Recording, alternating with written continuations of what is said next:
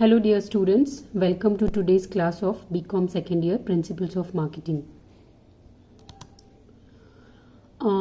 We were studying unit first and in unit first हमने definitions देख ली थी, marketing का पूरा इंट्रोडक्शन देख लिया था, उसका नेचर और स्कोप मैंने लास्ट वीडियो में समझाया था आपको, उसकी थ्योरी पढ़ी थी हमने। नेचर क्या होता है यानी कि प्रकृति और क्षेत्र क्या होते हैं यानी कि स्कोप मार्केटिंग का, ये देखा था हमने। ये सिलेबस है।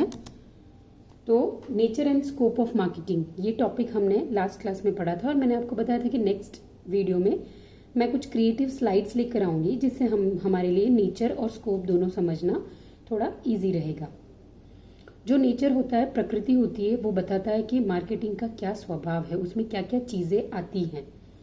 और जो स्कोप होता है, क्षेत्र होता है विपणन का, वो बताता है कि विपणन में क्या क्या कार्य किए जाते हैं या फिर विपणन किस किस क्षेत्र में हमें कैसे कैसे कार्य करने के लिए रास्ते बताते हैं।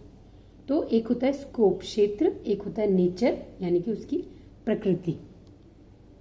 तो आज एक तरीके से देखो तो पूरा रिवाइज कर रहे हैं हम इस टॉपिक को। पहला है नेचर ऑफ मार्केटिंग। नेचर यानी प्रकृति, मार्केटिंग की प्रकृति में क्या क्या चीजें आती हैं, तो उसके स्वभाव में मार्केटिंग में होता क्या है। तो पहला है बाइंग मतलब खरीदना, दूसरा है सेलिंग मतलब बेचना, तीसरा ट्रांसपोर्टेशन माल सामान को एक जगह से दूसरी जगह पर पहुंचाना, फिर है स्टोरिंग माल सामान को वेयर हाउसेज में गोदामों में स्टोर करना, उसको वहां पर सेफली रखना, फिर है फाइनेंसिंग।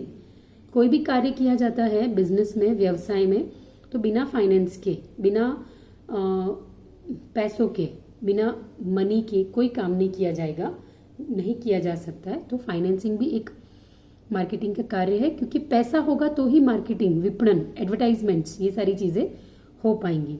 फिर नेक्स्ट है रिसर्चिंग। मैंने शुरू में जब इंट्रोडक्शन पढ़ाया था मार्केटिंग का तब बताया था कि रिसर्च किया जाता है, मतलब कि खोज की जाती है, छानबीन की जाती है किसी भी प्रोडक्ट या सर्विस को मार्केट में उतारने से पहले कि क्या ये उतारना उस व्यवसाय के लिए, उस बिजनेस ऑर्गेनाइजेशन के लिए सक्सेस प्रॉफिटेबल होगा या नहीं होगा। तो रिसर्च भी एक पार्ट है मार्केटिंग का।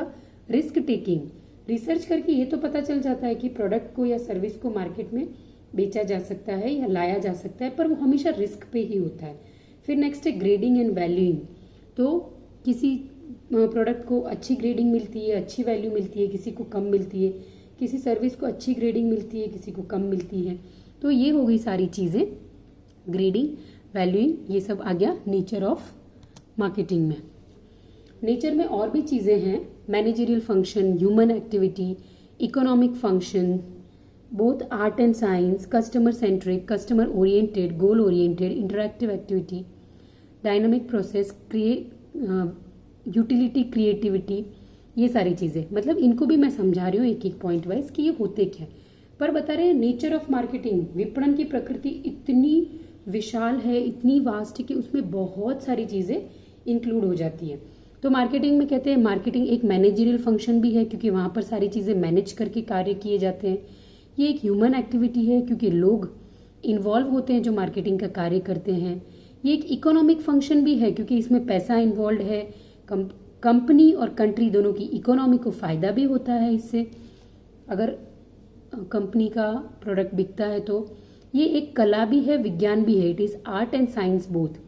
ये कस्टमर सेंट्रिक है, इसका मतलब कि कस्टमर इसके सेंटर में आते हैं। Customer is the king of the market, ये हम शुरू से पढ़ रहे हैं कॉमर्स में।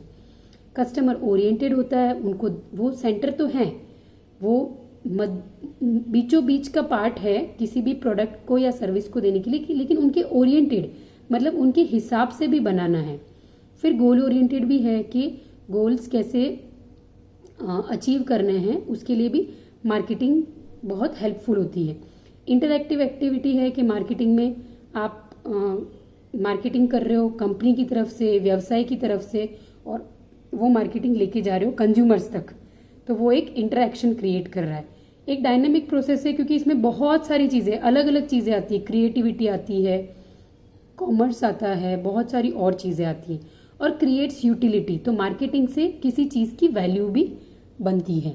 तो ये सब हो गए नेचर ऑफ मार्केटिंग को समझाने के कुछ पॉइंट्स। ठीक है, अब नेचर हमने पढ़ लिया, अब मैं आपको स्कोप बता रही हूँ। बच्चों कंफ्यूज बिल्कुल मत होना, प्रकृति और क्षेत्र ये दो चीजें पढ़ रहे हैं। प्रकृति मतलब उसका स्वभाव और क्षेत्र उसके वो आगे किस फील्ड में